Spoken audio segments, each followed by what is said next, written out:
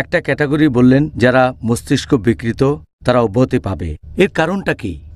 মস্তিষ্ক বিকৃতদের অব্যাহতি দেওয়া হয়েছে কারণ এই হাদিসটা আমি আগেও বলেছি, আমাদের প্রিয় নবী মুহাম্মদ সাল্লাল্লাহু আলাইহি ওয়াসাল্লাম বলেছেন। এই হাদিসটা আছে তিরমিজিতে, হাদিস নাম্বার 1423, যে 3 ক্যাটাগরির মানুষদের হিসাব লেখা হবে না। একজন শিশু যতক্ষণ না প্রাপ্তবয়স্ক হচ্ছে, ঘুমন্ত লোক যতক্ষণ না জেগে ওঠে, আর মস্তিষ্ক বিকৃত লোক যতক্ষণ না সুস্থ স্বাভাবিক হচ্ছে, এদেরকে অব্যাহতি দেওয়া হয়েছে, তাদের রোজা রাখতে হবে না।